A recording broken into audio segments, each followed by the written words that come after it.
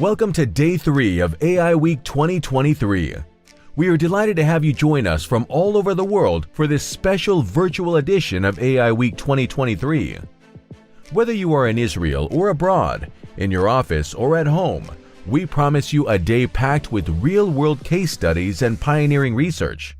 With a lineup of expert speakers and trailblazers, we look forward to showcasing the AI technologies that are changing our world. AI Week is hosted by the Blavatnik Interdisciplinary Cyber Research Center and the Yuval Ne'eman Workshop for Science, Technology, and Security, together with the TAD Center for Artificial Intelligence and Data Science at Tel Aviv University. The conference is created in cooperation with the Israel Innovation Authority and the Israeli Ministry of Defense Research and Development. Today's virtual sessions will focus on the ethics of AI, AI in biomed, theory, AI applications, and recommender systems. Get ready. We are about to begin Day 3 of AI Week 2023. Good morning, everyone, and welcome to the Tel Aviv University Annual AI Week. This is the third and final day after we've discussed yesterday exciting innovations in academia and technology. Now we come to discuss the human element, something that is on the mind of many governments in academias and ethics experts around the world. And we have a wonderful panel discussion today to deal with issues of trustworthy AI, human-centered AI, things that are developed today in policy making around the world, in Israel as well. Just very recently, a policy was published. So our first speaker will be Professor Mui Navon, lecturer of ethics in AI from Ben-Gurion University. He is one of the founding engineers of Mobileye, where he designed the IQ family of system on a chip, powering the autonomous vehicle revolution.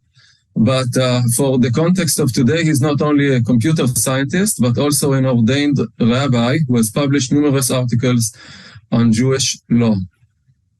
And he is currently pursuing his PhD at the Department of Jewish Philosophy at Bar-Ilan.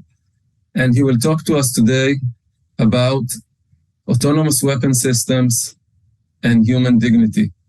Professor Navon, the floor is yours. Okay, thank you very much for joining. As you can see, my talk is about autonomous weapon systems. This is class number 16. This is class number 16 in my course on ethics and big data and artificial intelligence that I give at Ben-Gurion. The class is a 1-hour class. We're going to try to do this in 15 minutes or less. Basically, I'm going to try to give you some of the highlights of this really critical issue. So without further ado, let's get going. I'd like to begin this class with the promise of the prophet Yeshayahu, which says at the bottom of the screen here, "Nation shall not lift up sword against nation, neither shall they learn war anymore." This is the great hope, of course. However, we know that nation is still lifting up sword against nation, and not just swords, but we're developing all kinds of sophisticated swords. Of course, autonomous weapon systems being the latest in warfare. However, it's not just another sophisticated sword. The fact of the matter is that autonomous weapon systems are being compared to revolutions like gunpowder and nuclear power. These weapons are going to change the face of the battlefield. And because of that, as you can imagine, there's great pushback. There are many groups around the world that are fighting to not allow the design, development, and deployment of autonomous weapon systems. One of the most prominent is the ICRC. They put out a position paper where they define 3 core pillars. Pillar number 1 is you can't use them for human targets. Number 2 is we need to restrict the unpredictability of the systems. They need to be accurate and we need to know what they're doing. And number 3, they always have to be in human control. So now if we look at these 3 pillars, The number two pillar is pretty obvious. All engineering is done to try to make the systems better, more accurate, more predictable. There's nothing new here. But if we look at the other two pillars, not targeting human beings, I mean, that's basically what the weapons are about. And keeping a human in the loop, that's basically going to neuter the whole revolutionary power of autonomous weapons systems. So basically, if we go by these three pillars, there's no autonomous weapons system revolution. And so because of that, as you can imagine, nobody's listening. Autonomous weapons systems are already here. They're on land, air, and sea. These are some examples from Israel and the United States. The fact of the matter is they're being made all over the world. And here's some from Australia and from Turkey. The United States budgeted $7.5 billion towards them in 2021 alone. And the reason is really very obvious. The operational benefits are just astounding. Autonomous weapons systems compared to human soldiers are faster, cheaper, better, have longer range, and there's a long list. At the end of the day, the greatest benefit is the reduce to the human cost of the war. We're not talking just about deaths, but casualties, psychological problems. The number of suicides after every war is just insane. And so the operational benefits are driving this revolution forward. And that brings us to our question for today, and that's the ethics of AWS. Is it okay ethically to design, develop, and deploy these systems?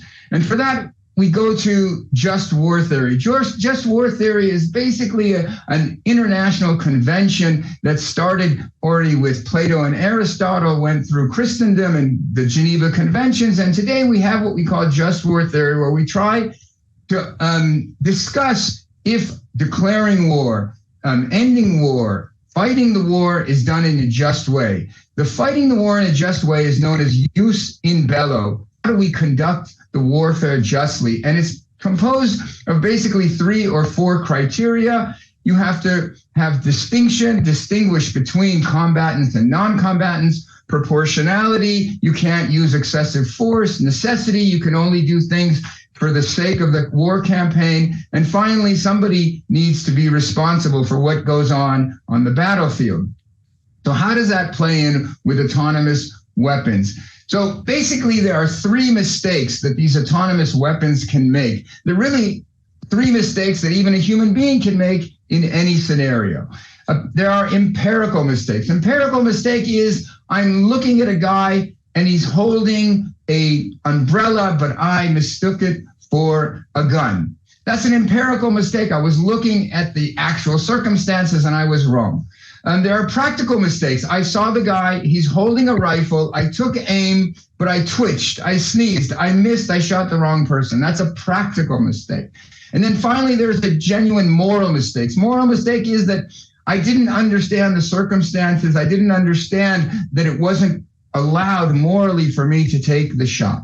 So now, if we look at the first 2, so the first 2 mistakes are really engineering issues, and engineering teams around the world are always working on trying to improve the accuracy and whether it's in image processing or servo motor control. These are engineering issues. And then the moral issues. So the moral issues are defining the morality, defining what's right and wrong. All of this, of course, comes into play with the jus in bello criteria. So now, if we take a look at the engineering issues, so these are just some quotes from philosophers that have written about the subject. There is good reason for thinking that AWS could commit drastically fewer empirical and practical mistakes. And so what this is saying is that the systems are going to be developed to be much better than human beings at actually going out and seeing targets and taking aim. On the other hand, the moral aspect is seen to be much more nuanced. And there's a big question if machines will be able to understand the complexity of the situation as well as a human being and really take the proper moral action. But nevertheless, what's being said here, I'm quoting a philosopher from University of Florida named Duncan Purvis. He explains that if we look at the whole picture, and we say, okay, empirical mistakes, practical mistakes, moral mistakes. If we calculate everything in a whole, at the end of the day, autonomous weapon systems will do a much better job. And that at the end of the day, there will be less people dead. And so that brings us into the thick of a great tension in moral philosophy between consequentialism and deontology. Consequentialism says, let's look at the consequences. Less people dead on the battlefield. That's a good thing. We should deploy autonomous weapon systems. But then there's the deontological. Deontology basically means that we need to go by our duties. There are certain values, certain sacred values that humanity holds as sacrosanct. I'm not talking about religiously, but just in general. There are values that we don't want to evaluate no matter what the consequences. And this is what one of the big opponents of AWS, Peter Asaro, explains. He says, I see the consequentialist side of the argument. I understand there will be less people dead if we deploy autonomous weapon systems. However, I don't see the deontological side because we are going to have to respect human dignity. Human dignity is a holy value that we don't want to violate. Now, in what way is human dignity violated? So Peter Asaro goes on to explain, and he says that in order to fulfill our requirements, our duty to human dignity, in order to express that we understand and that we respect other people, we need to fulfill minimally that if you're going to kill somebody, you need to recognize them as a human being and not just as distinct from other objects. You need to understand the value of life and the significance of its loss. You need to reflect upon the reasons for taking a life and reach the conclusion that it's justified in this particular situation. He says that currently only humans are capable of meeting these criteria. So this is really very lovely, and you can understand that this is the kind of thing that we need to do to really fulfill our obligations towards human dignity. I would say that this is really a fulfillment of what we call love your neighbor as yourself. You should go, and whether it's your neighbor or your family or a stranger on the street, you should be trying to recognize them as a human and not as another object. You should try to understand the value of their life and reflect upon how you interact with them. But can we apply love your neighbor as yourself on the battlefield? So we're the people of the book that brought this idea of love your neighbor to yourself. What does our book actually say about that? So there's a verse in the book of Deuteronomy, Ki tetzei lamilchama lo oivecha v'reita sus v'rechev im am rav mimcha lo tira. So it says, when you go out to war against your enemies and you saw tanks and planes and lots of soldiers, don't be afraid. So that sounds like a pretty good advice. I mean, what do we actually learn from this? So Rashi explains that this is actually telling us something very critical about war that you might not have noticed. He says, the verse says, al oivecha, when you go out to war against your enemies, he says, Yiyu beinecha ka'oivim, they will be in your eyes as enemies. Where does he come up with that? Where is it? Why is he saying that?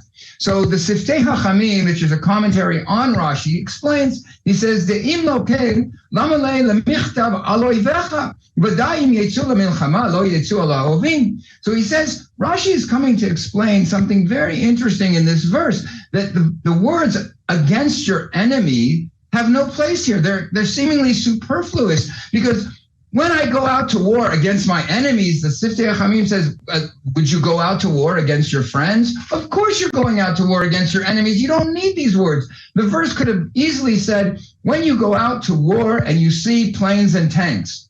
It doesn't need to say when you go out to war against your enemies. So Rashi is coming to say that there's no superfluous words in the Torah.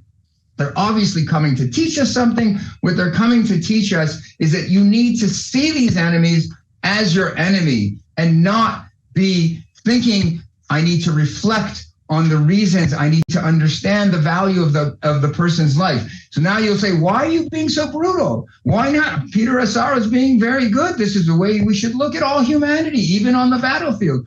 So Rashi says, really? Well, let me tell you something about human psychology. Al tirachem alehem.